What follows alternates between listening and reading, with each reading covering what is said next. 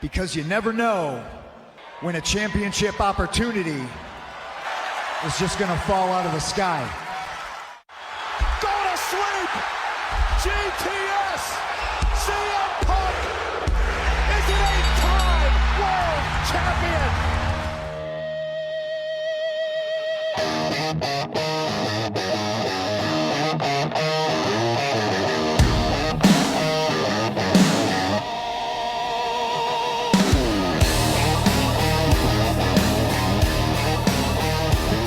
Yes, he is.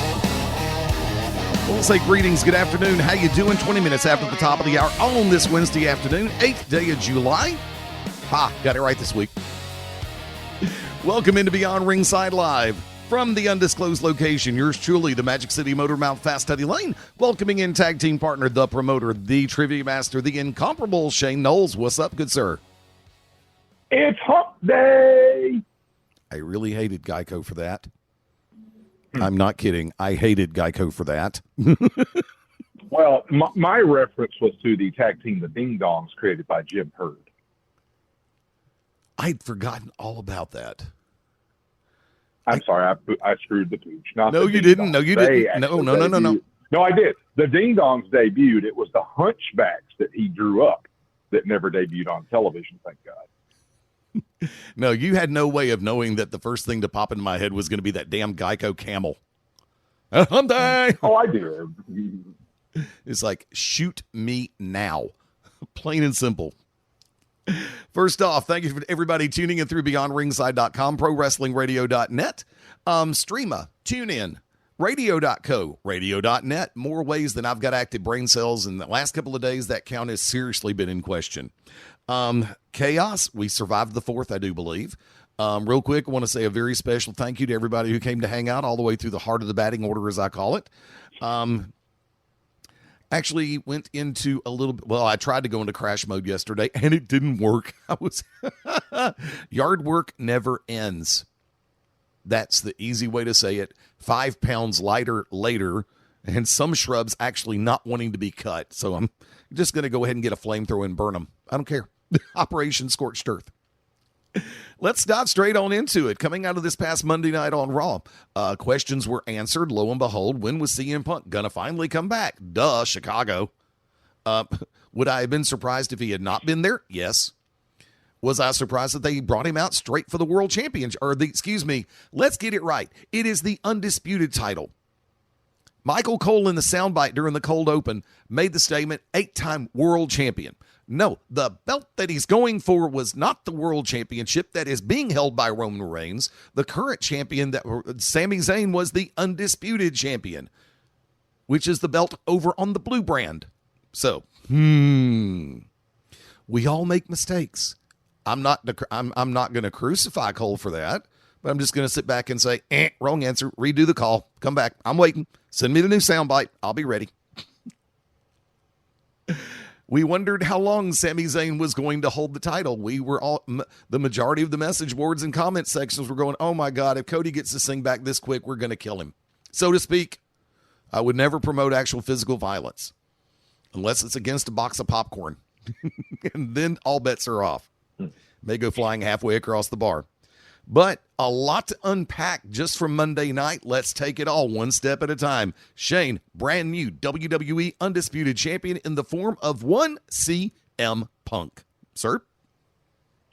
SummerSlam just got a lot more enticing, a lot more interesting to this viewer who has found himself disenfranchised in recent months with WWE. And I think I said on this very program last week, I gave WWE credit because I said they never shock anyone anymore, and they never changed the title in Saudi Arabia, that those shows have become cash grabs. Guess what? They proved me wrong, and they did both by putting the belt on Sami Zayn. I also went a step further and said they never changed the belt on weekly television. They did that this week. Fantastic. Kudos. Moments like that used to happen. So as much as we criticize professional wrestling, and rightfully so, it's our opinion, I also want to give some praise on this. Yes, I am a fan of CM Punk, but the way that was executed and laid out, I would have been a fan if it were LA Knight, Braun Breaker, Drew McIntyre, Austin Theory, even Seth Rollins. The moment, the buildup between the general managers of Cody being taken out by Gunther, that continues that storyline. Who's going to face Sami Zayn? Now, I know they were in the Windy City, the place where the genre of jazz grew up. Thank you very much, music trivia last week. Useless trivia provided by Shane Knowles. I'll do it later, but that was phenomenal. They had a nice match, and Punk went over. So when I say that, you know, SummerSlam gets a lot more interesting now, all of a sudden, what does Sami Zayn do? Is he going to lean into being a full-fledged heel who is bitter and would have every right to do so? Will he be a babyface? Will he stay at that level? Punk is the undisputed champion. Cody and Gunther have major beef now coming out of this one, and I like it because Cody and Gunther have been the final two at two different Royal Rumbles.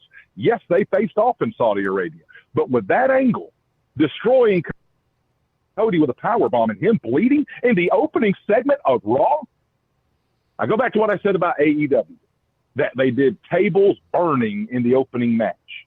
Well, having someone put through a table and busted open led to something bigger in the opening, and it led to CM Punk becoming a 9-time, however you want to slice and dice it, champion in WWE. Kudos to WWE for pulling this off, because I love the dynamic between Aldis and Pierce as well. It also opens questions, as you said. While I'm never a fan of a split, he did win the belt that is representative of the blue brand. So what does that do going forward? So lo and behold, normally when situations like this occur, we have a talent swap. So the new champion crossover goes over to SmackDown, and a SmackDown superstar comes to Monday Night Raw. But that is the way it has been done in the past. Will that happen under the current regime? Who the hell knows? Now, coming out of Saudi, the majority of the world, myself included, was wondering, how long is this going to be? Is Zayn going to be a transitional champion? And if so, what direction are they going to take that? I once again, if you caught last week's show or caught it on through the podcast feeds, available wherever you get your shows, you heard me say there is nothing wrong in this world of being a transitional champion. Look at John Cena, how short some of his reigns were. CM Punk, how short a couple of his reigns were. Edge, all of the above. I mean, God, Hogan. Most of your major stars in this industry have had those talent building title runs that were abbreviated so someone else could get that credibility.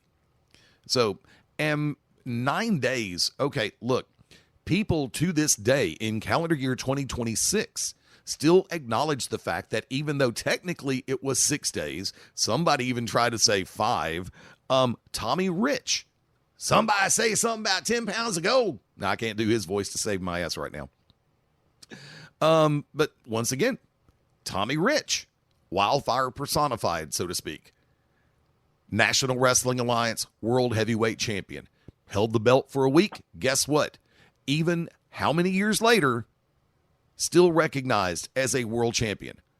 Once the 3 count or the tap out occurs and your hand goes up and that belt goes into your hand, around your waist, over your shoulder, you are, in this case, I was about to say universal, which I don't think that's actually acknowledged anymore. Acknowledge that. The undisputed champion. He has been a top tier champion in WWE. No one can ever take that away. Once again, and there are some that sat back and said, well, it's a lifetime achievement award for 20 plus years. How many people have worked there longer and haven't gotten that belt? How many people has sold more merch and got bigger pops and blah, blah, blah, blah, blah, or more heat and haven't gotten that belt? Either of the 2 top belts in WWE? Sami Zayn can put him, everybody who understands the situational awareness of this industry, you have to go back and simply sit back and say, WWE champion. He held that top tier title. Nothing can take that away from him. Nothing anybody says. It may get him to deactivate his social media for a week or so. That in and of itself is something that if I cover that, I'm going to get so pissed off. But lo and behold, and I do genuinely mean ticked. But once again, as a transitional champion, so what? He still a champion, period. Shane? Can't take it away from him. Absolutely. His name will be etched in stone or on the website, cagematch.com, wherever you want to look. It'll show Sami Zayn world champion in some capacity in WWE, and I'm fine with that. I'm also fine with it being a transition champion because, as you mentioned, Dusty Rhodes twice was a transition champion. How many long reigns did the American Dream ever have with the NWA World title? I think you can count on less than one hand. Yep, exactly. How many times that happened? Oh, But, no, exactly. I mean, 3-time national wrestling. Go ahead. No, you please finish. I'm sorry. 3 times National Wrestling Alliance World Heavyweight Champion. He held, as Adam Pearce called it, Sweet Charlotte. Or I think it's been called that a little. No, I think that was actually his gimmick for it. But lo and behold, yeah, he held that 10 pounds of gold and actually held the big gold too. Twice with the 10 pounds, once with the big gold. And Dusty still, doesn't matter how long the title reigns were, it helped to propagate the feud and the storyline between Dusty and his allies versus Flair and the Horsemen when that was a thing. And 2 points I want to make here. First, about Sami Zayn. Tell me if I'm wrong. Now, I understand that he and Kevin Owens were not a tag team for very, very, very long, but they did win tag team gold. They did main event one night of WrestleMania. Yes. You know what this Sami Zayn right in the middle of July, late June felt like to me? It felt like Ricky Morton in 1986. A guy that could work his ass off. A guy that could go with the top-tier talent. And Lord knows this is no disrespect to Ricky Morton, but he wasn't going to be the guy. They actually went, in my opinion, a little bit further on the Ricky Morton 40 years later with Sami Zayn. A guy that's over, a guy that can work, but fairly or unfairly, in my opinion, and it's shared by a lot of people, would not be looked at as the guy. So kudos on that one. And again, I cannot stress enough about how tiresome it has gotten. The only time the belt changes hands is at WrestleMania and SummerSlam. Kudos. It's changed twice in between those PLEs, which makes SummerSlam, again, more enticing. Because I see so many people saying, well, you know, based on the promo the night after Mania, it's going to be Cody versus Punk. And I go, why? We're going to push Gunther to the side, who cost Cody a chance to be in this match, and blooded him up and just forget about that? I don't think so. Will they hold that? The question is, will they hold that and keep it going through SummerSlam? Or are we going to sit back and have a scenario at Saturday night's main event coming up in a week and a half from now, and then they try to propagate it through there? Are we going to do a one-off to where Cody can get the Express Lane back to the title, and we have Punk Rhodes at SummerSlam, which, once again, I don't care how you slice, dice, or julienne that, but look up the Vegematic kids. Ron Popeil. You mean by Bobby Eaton? Hey, there you go. The Midnight Express move. No, I was actually thinking Popeil, maker of the Pocket Fisherman, which led to so many jokes. So, is that a fishing rod in your pocket? You just happy to see me? It's Popeil's Pocket Fisherman, available now. I have so much crap stored in my brain. It's actually quite hilarious sometimes. I can sympathize. Well, you're the trivia master, damn it. You're supposed to have all this crap in there. Well, when somebody's like, how do you remember that crap? I'm like, I don't try. It's just there. It's a curse. I'm sorry. I know. It's like all of it. And yeah, we're mosquitoing this thing for a hot second, because there legitimately is a time where I will begin a conversation with somebody on a topic and a buzzword will pop into my head out of something that was said, and my brain will start to break off into that alternate tree limb, and to where the rest of my brain is going, whoa. What? Exactly. Because, okay, let's come back to topic here. Okay. And that's my brain talking to you. I mean, case in point, we could save this for a later segment just to touch on it. I wrote yesterday on social media, on Facebook, a post about the 30-year anniversary of Hulk Hogan turning heel at Bash of the Beach. Yep. In 1996. And I had some people message me, like, how much Googling did you do on that? I said, none. Those are my real feelings of how I watched it in the moment, how I reflected on it in years past. That is forever embedded in my brain. I didn't have to do a research paper on this. That just came from the cuff. Because I will tell you, I was, pull back the curtains, kid. I was sitting in an air-conditioned office, thankfully, in a waiting room on my car to get a tune-up and a radiator flushing. So I had plenty of time to sit there and type on my iPad. Well, you and I have had this discussion about the third man and everything else that went around it. Whether and then of course so many different ones, including Eric Bischoff on 83 Weeks, talked about the potential of the third man being numerous different people, including Sting. And I will. Everybody, there are moments in time where you always remember where you were when something occurs, especially something that is an item that will spin the business. And I mean like an F3, and this was an F5 or EF5. When Hogan dropped the leg that first time, everybody's stunned. And then when he dropped the leg the second time, oh crap, kaboom. And you had the announce team just selling it perfectly. I mean, it's always so easy being someone who's been around behind the microphone in commentary, 1 chair, 2 chair, 3 chair, doesn't matter. All of the above, pre, post, during production, producing live events. I mean, you always hear something that an announcer, it's case point scenario. When I brought up Cole saying 8-time world champion, it would have been smarter for him just to say 8-time WWE champion and then signify undisputed after that. Or just call it, because you can't say he's an 8-time undisputed champion. Was the spinner belt a WWE championship? Yes. Was it the world title? No. Was it the undisputed title? No. Was it the universal title? Eventually. Kinda. I want to touch on a couple of things I said, and I won't read you this whole long post because we'll do socials later in the show. But on my Facebook, a couple of things I wanted to bring up on the program about that 1996 turn at Bash at the Beach. I said about the announcers that I thought this was the best performance of Tony Schiavone's career, that match, because the subtleties of referring to Hall and Nash as these two men, these outsiders. When Lex Luger was carted off and taken away, only then did he refer to them as Hall and Nash. His outrage when Hogan did the turn was perfect to me. His lines at the end of the show, calmly saying, "This is Tony Schiavone for WCW. Hulk Hogan, you can go to hell." Straight to hell. That felt real and genuine instead of his over-the-top shtick that he would do years later in WCW because apparently he stopped caring. I thought Dusty Rhodes did a great job saying, "Hulk Hogan, the career of a lifetime, you just flushed down the toilet." But the one who really stood out to me was Gene Okerlund. The post-match in-ring interview that he had expressing anger towards Hulk because of all the time they had spent together. And something I thought, Eddie, it was very easy to sympathize with Gene Okerlund, who was the voice of the betrayed fans in that moment. Agreed.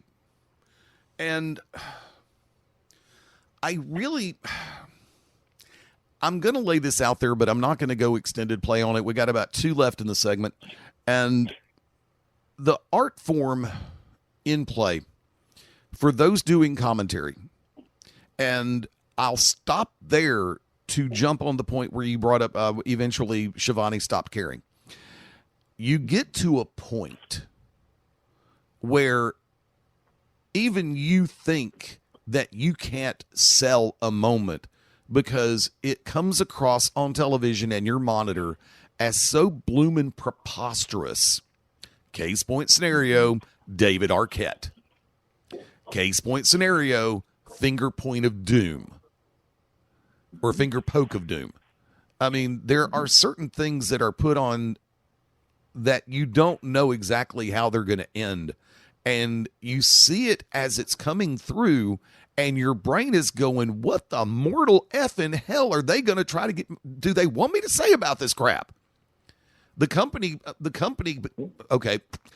man side of me goes, well, we're going to do everything we can to make this sound as reflective as possible so people are going to be invested and buy in. And the realist side of me is going, F that. This sucks. But we still got to try. We still got to try because, once again, the overall product, and this is something I have said forever and a day, the ring announcer selling the moment of the introductions, including the winner, the broadcast team selling the moment, helping to build and take the viewer along that roller coaster ride. You have to have the right people in the right place doing the right thing. Am I perfect at it? No. Am I good at it? Yes. Am I damn good? Sometimes. Look, Absolutely. I'm intelligent enough to realize, and I'm self-aware enough to realize that I'm damn good at what I do. But I'm also real enough to understand the fact that I can always do a little bit better. I will never say that that I'm 10 out of 10 every damn time. And that's something that I see on social media when it comes to different people who say that they do commentary. It's like, I never miss a call. You lie, mother. Well, and one last little thing here. Go ahead. After trivia last night, I listened to what happened with Conrad Thompson and Tony Schiavone as they covered the Bash at the Beach in 1996. So one thing that I thought was neat was Schiavone said that, in those days, you would just get done with the telecast, take off the headset, run to the back, grab your things, and try to beat the fans, beat the traffic. He said the aftermath of that night, he said it's the only time that I can remember that Dusty Rhodes, myself, Bobby Heenan, and Gene Okerlund, we sat around the locker room like the old days. Nobody said anything for a couple of minutes. We soaked it in. And then someone broke the ice, and we started talking, about WCW had managed just to exist. But in that moment, they felt like they were onto something, really, truthfully. And it did, because that moment for about 2 years, 83 weeks, as we know, there's another podcast with that title. They were number one. I just cannot emphasize enough how old it makes me feel, but how important that moment was, because everything lined up perfectly for the Stars, and you couldn't say that a lot about WCW going past that moment. True. But that moment in time, phenomenal. Look, I'll sit back and say the same thing, except for one thing. I still don't feel old when it comes to that. I know it's been longer than 2 weeks. I've had sleep since then, but let's be real. Ain't a damn one of us old. Cover that in a minute. Folks, hang tight. Shane and I will return. This is Beyond Ringside Live.